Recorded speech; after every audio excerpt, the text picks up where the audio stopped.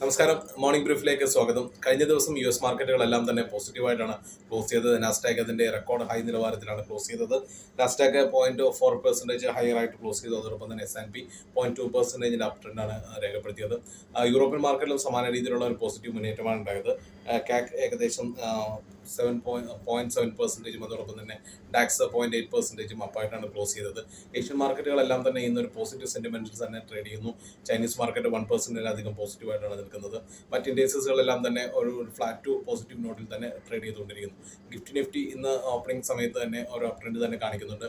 52 പോയിന്റ്സിന്റെ up ട്രെൻഡാണ് ഇന്ന് നിഫ്റ്റിയിൽ ഉണ്ടായിരിക്കുന്നത്. സമാന രീതിയിലുള്ള ഒരു ഓപ്പണിംഗ് നമുക്ക് നിഫ്റ്റിയിലും പ്രതീക്ഷിക്കാവുന്നതാണ്. കഴിഞ്ഞ ദിവസം നമ്മൾ പറഞ്ഞിരുന്ന സപ്പോർട്ട് റെസിസ്റ്റൻസ് ലെവൽ 24,880 എന്ന റെസിസ്റ്റൻസ് ലെവൽ എക്സാക്ട്ലി സസ്റ്റെയിൻ ചെയ്തുകൊണ്ട് അതിന് താഴേക്ക് ഒരു സെൽ ഓഫ് ആണ് ഉണ്ടായത്. അപ്പോൾ ഇനിയുള്ളൊരു സപ്പോർട്ട് റേഞ്ചാണ് നമ്മൾ നോക്കേണ്ടത്. താഴത്ത് 24,700 എന്ന റേഞ്ചിലാണ് നമുക്കൊരു മേജർ നിഫ്റ്റിക്ക് ഒരു സപ്പോർട്ട് റേഞ്ച് ഉള്ളത്. അതിന് താഴെ 24,620 എന്ന റേഞ്ചിലാണുള്ളത്.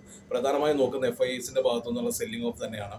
കഴിഞ്ഞ ദിവസവും നെറ്റ് സെല്ലേഴ്സ് ആയിട്ട് തന്നെയാണ് FIS എന്നത്. 2,200 കോടിയോളം നെറ്റ് സെല്ലേഴ്സ് ആയിട്ടാണ് FIS നിൽക്കുന്നത്. ഈ മാസം തുടർച്ചയായിട്ടുള്ള നെറ്റ് സെല്ലിംഗ് തന്നെയാണ് FIന്റെ ഭാഗത്തു നിന്ന് ഉണ്ടാകുന്നത്. അവരുടെ ഭാഗത്തു നിന്നൊരു സപ്പോർട്ട് മാർക്കറ്റിലേക്ക് വരുന്നില്ല എന്നുള്ളതും ഒരു യാഥാർത്ഥ്യമാണ്.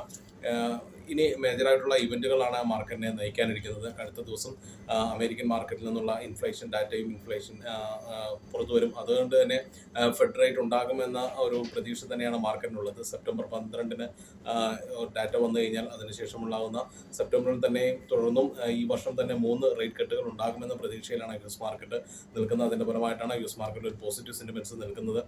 അതോടൊപ്പം തന്നെ ബോണ്ട് ഗിൽഡുകളിലെല്ലാം ഒരു കനത്ത സെല്ലിംഗ് വരുന്നുണ്ട്. അത് ഗോൾഡിനെ ഒരു അപ് ട്രെൻഡ് കാണിക്കുന്നുണ്ട്. പ്രധാനമായും ഇന്ത്യ ഇൻഫ്ലേഷൻ ഡാറ്റ കൂടി അടുത്ത ദിവസം വരുന്നുണ്ട്. ഇതെല്ലാം തന്നെ മാർക്കറ്റിൽ ഒരു വോളാറ്റിലിറ്റി ഉണ്ടാക്കുന്ന ഇവന്റുകളാണ്. അതുകൊണ്ട് തന്നെ എല്ലാവരും വളരെ കോഷ്യസ് ആയിട്ടുള്ള ട്രേഡിങ്ങുകൾ എടുക്കുക. ഇവർക്കും നല്ല ഒരു ട്രേഡിംഗ് ദിനം ആശംസിക്കുന്നു. Thank you so much.